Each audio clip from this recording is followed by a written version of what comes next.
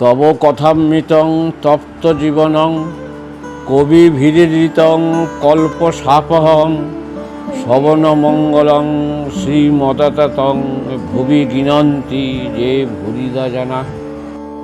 আমার প্রিয় বন্ধুরা, আজ আপনাদের কাছে শ্রী শ্রী রামকৃষ্ণের অমৃতবাণী কথামৃতের কিছু অংশ পাঠ করে শোনাচ্ছি। ইচ্ছে আছে কথামৃতের পুরো বইটা একটু একটু করে পড়ে আপনাদের শোনাবো আর আমিও শুনবো। যদি ভালো লাগে তবে একটা লাইক, কমেন্ট ও সাবস্ক্রাইব করে দেবেন। প্রিয় বন্ধুরা, পরম পুরুষ শ্রী রামকৃষ্ণের মুখ নিঃসৃত অমৃতবাণী কথামৃতের পরবর্তী অংশ আজ আমরা পড়ব। আরতি হয়ে গেল। মাস্টার অনেকক্ষণ পর চাঁদনির পশ্চিম ধারে নরেন্দ্রকে দেখিতে পাইলেন। পরস্পরে আলাপ হইতে লাগিল। নরেন্দ্র বলিলেন, আমি সাধারণ ব্রাহ্ম সমাজের, কলেজে পড়িতেছি ইত্যাদি।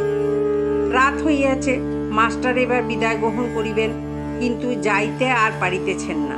তাই নরেন্দ্র নিকট হইতে আসিয়া ঠাকুর শ্রীরামকৃষ্ণকে খুঁজিতে লাগিলেন। তাহার গান শুনিয়া হৃদয় মন মুগ্ধ হইয়াছে। বড় স্বাদ যে আবার তার শ্রীমুখে গান শুনিতে পান। খুঁজিতে খুঁজিতে দেখিলেন মা কালী মন্দিরের সম্মুখে নাট মন্দিরের মধ্যে একাকী ঠাকুর পাদচারণ করিতেছেন।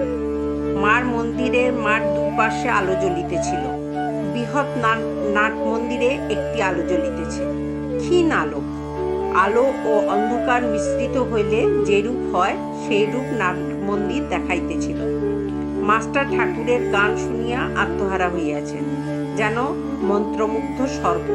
এক্ষণে সংকুচিতভাবে ঠাকুরকে জিজ্ঞাসা করিলেন, আজ কি আর গান হবে? ঠাকুর চিন্তা করিয়া বলিলেন, না, আজ আর গান হবে না। এই বলিয়া কি যেন মনে পড়িল। অমনি বলিলেন, তবে এক কর্ম করো, আমি বলরামের বাড়ি কলকাতায় যাব, তুমি যেও, সেখানে গান হবে। মাস্টার, আজ্ঞে। শ্রীরামকৃষ্ণ, তুমি জানো বলরাম বসু? মাস্টার, আজ্ঞে না। শ্রীরামকৃষ্ণ, বলরাম বসু বোসপাড়ায় বাড়ি। মাস্টার, যে আজ্ঞে আমি জিজ্ঞাসা করব। বন্ধুরা, আজ এই পর্যন্ত। আবার আগামীকাল আমরা পড়ব। আপনারা শুনবেন, কিন্তু খুব ভালো লাগবে, মন আনন্দে ভরে যাবে। জয় ঠাকুর, জয় মা, জয় স্বামীজি। ওম সর্বায় চ ধর্মস্য সর্বধর্ম স্বরূপিণে অবতার বরিষ্ঠায় রামকৃষ্ণায় তে নমঃ। ওম জননী শারদাং দেবী রামকৃষ্ণ জগৎগুরু পাদপদ্মে তয়োষিতাং